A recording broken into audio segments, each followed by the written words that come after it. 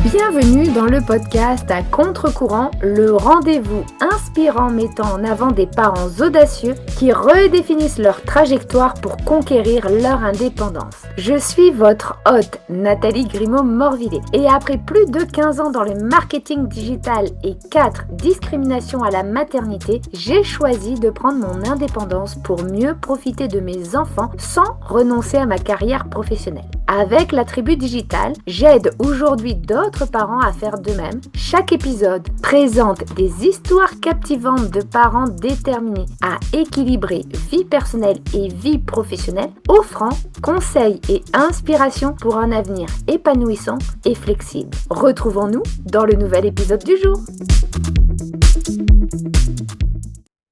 Bienvenue dans ce nouvel épisode de podcast Mom Tips. Mom Tips, ce sont des petits épisodes plutôt rapides pendant lesquels je vous partage mes astuces, mes conseils, mes prises de conscience en tant que mompreneur pour vous permettre d'atteindre vos objectifs et surtout de déconstruire des croyances portées par la société, nos proches, parfois même par nous-mêmes et qui impactent négativement notre quotidien. L'idée de ces épisodes, c'est de vous permettre de passer à l'action avec des conseils qui parfois vont casser les codes de la société. Et aujourd'hui, je souhaiterais vous parler d'un sujet. Un sujet important puisqu'on nous a appris depuis qu'on est toute petite à chercher avant tout la sécurité. Le bon diplôme, le bon CDI, le bon moment, le bon plan, la validation des autres. Et puis, quand on devient maman, cette pression, finalement, elle devient encore plus forte parce qu'on nous répète qu'on doit être raisonnable, prudente, prévisible. Alors, beaucoup de femmes attendent. Elles attendent quoi? D'être prêtes, d'avoir plus d'argent, d'avoir plus confiance, d'avoir plus de temps ou encore plus de certitude. Mais il y a souvent une réalité qu'on oublie. La vie ne nous donne quasi jamais de garantie avant qu'on ose faire le premier pas. Quand on regarde d'ailleurs autour de nous les personnes qui ont changé de vie, qui ont lancé un projet, qui ont créé une entreprise, qui ont quitté une situation qui ne leur convenait pas, on imagine souvent qu'elles avaient confiance. La réalité est tout autre.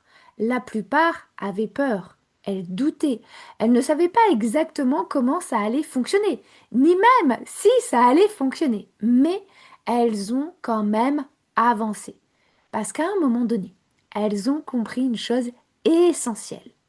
Attendre d'être totalement rassuré, c'est parfois la meilleure manière de rester bloqué pendant des années. Et oui, on croit souvent que le courage, c'est de ne plus avoir peur. Alors qu'en réalité, le courage, c'est d'avancer malgré l'incertitude. Et ça, dans l'entrepreneuriat comme dans la vie, c'est fondamental.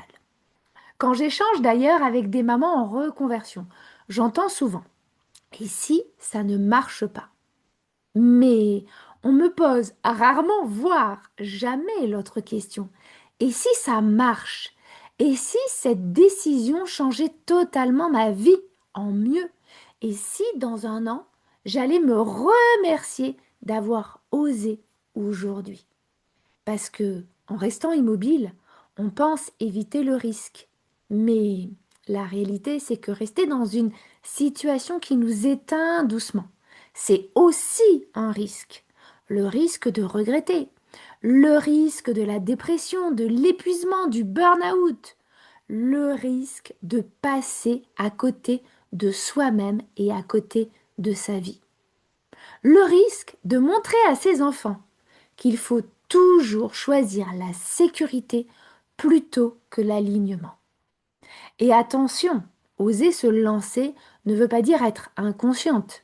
Ça ne veut pas dire quitter tout du jour au lendemain sans réfléchir. Ça veut dire accepter qu'aucune grande décision ne vient avec une certitude absolue. Parce qu'en réalité, personne ne peut te garantir que ton projet fonctionnera, que tout sera facile, que tu ne feras jamais d'erreur. Mais personne ne peut non plus te garantir que rester là où tu es va te rendre heureuse dans une semaine, un mois, 5 ans, 10 ans. Et souvent, on cherche des preuves avant d'agir, alors qu'en réalité, c'est l'action qui va créer les preuves. Car la confiance, et je le répète souvent, ne tombe jamais du ciel.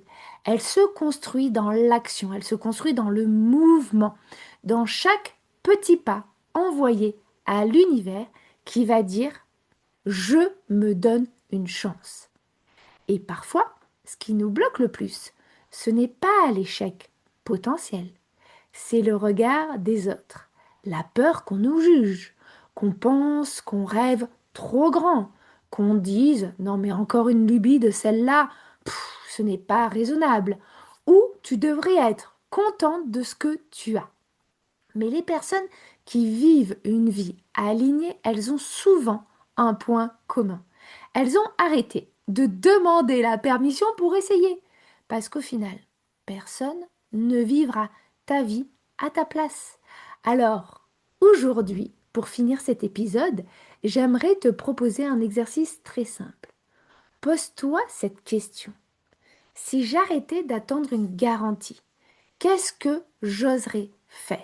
Peut-être envoyer ce message, lancer ce projet, te former, prendre la parole, demander une augmentation, créer ton activité ou dire enfin ce que tu veux vraiment à tes proches. Et puis, ensuite, demande-toi, quel serait le petit pas que je peux faire aujourd'hui, cette semaine, pas dans 6 mois, pas quand tout sera parfait. Parce que dans les grandes transformations, il y a souvent des petits gestes mis bout à bout, pas des gestes spectaculaires. Et elles commencent souvent par une décision silencieuse. J'arrête d'attendre pour être sûre avant de me lancer.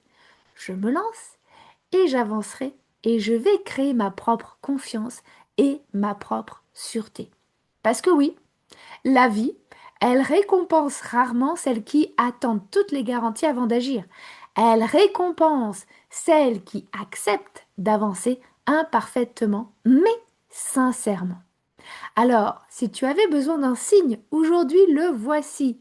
Tu n'as pas besoin d'attendre, d'être certaine pour commencer. Tu as simplement besoin de te donner ta chance. C'est maintenant la fin de cet épisode. S'il vous a parlé ou inspiré, vous pouvez le liker, le commenter ou tout simplement le partager à une amie, une collègue, une autre maman qui en aurait besoin. Qui sait, vous pourriez être à l'origine d'un changement radical.